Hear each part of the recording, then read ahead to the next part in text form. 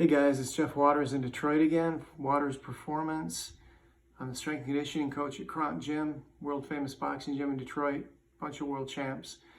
I work with endurance athletes, trail runners, mountain bikers, ultra runners, and pretty much everybody else in between.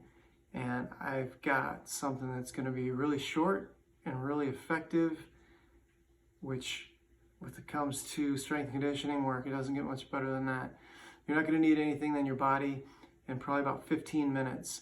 And this is perfect. You can do it in my home studio. I don't have much of a choice since everything else is closed down. But do your thorough warm-up, jog around the block, some light stretching, whatever, nothing's crazy. And what this is, it's 3 variations of a squat.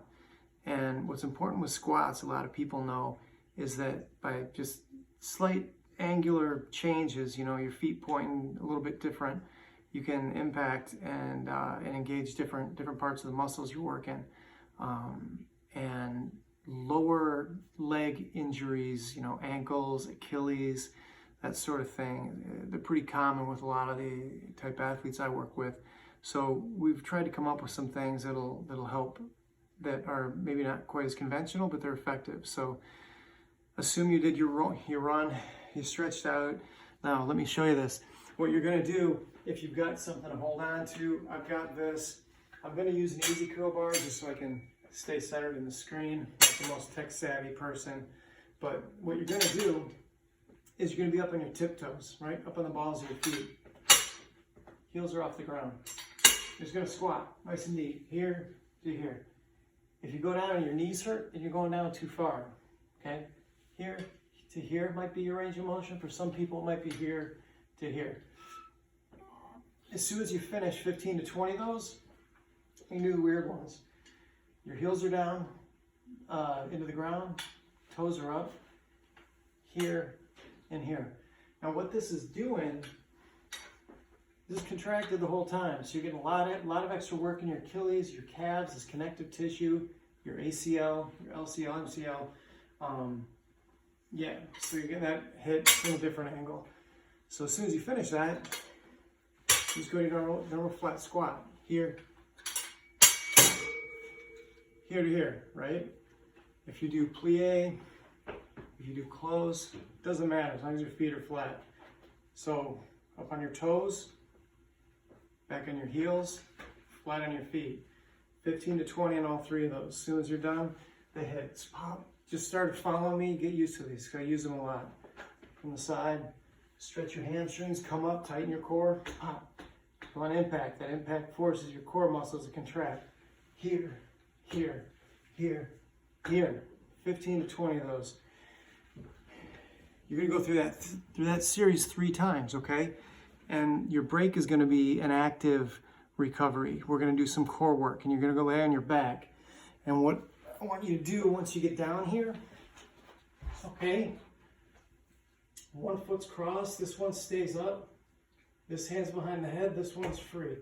Twist, 1, 2, 3, okay?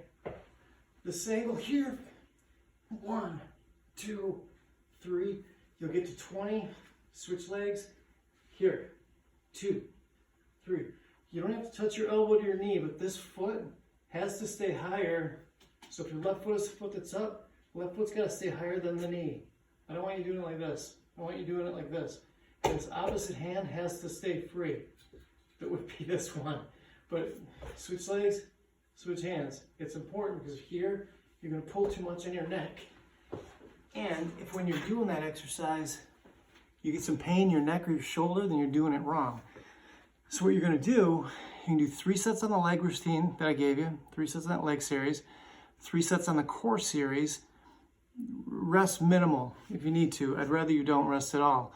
So you're going to come back up. You're going to do 2 more sets on the legs, 3 sets still on the core, 1 set on the legs, 3 sets on the core.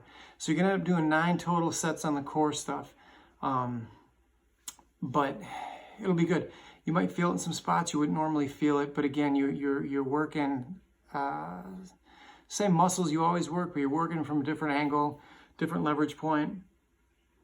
And it's good because you want to simulate the kind of things you're going to see at an event. If you're racing a mountain bike, if you're running trails, if you're in a boxing ring, you know, you can script all the punches you want, but it doesn't necessarily mean that, you know, you're going to move a certain way. You react when it comes towards you. So you want your body to be able to brace for that kind of shock moment where it happens spontaneously. And if you do stuff like this, if you train this way, then your body's going to adapt in such a way that it's going to be able to produce the power needed to get the punch off or to get that extra push off over a rock if you're riding, without having to use other muscles, to integrate other muscles that because it's not strong enough to do it on its own. So if you want more stuff like this, shoot me an email, jeff@jeffwaters, WATTERS.com. I'll get you on the list. I'll get some stuff out to you, and you can enjoy watching the same preaching that my athletes are getting at home since they can't box. But they'll be doing the same stuff, and they'll be bitching about it just like everybody else. So put the work in, get the results, and follow me, and I'll get you more, and we'll go from there. Let's pair up and knock this out together. Peace out.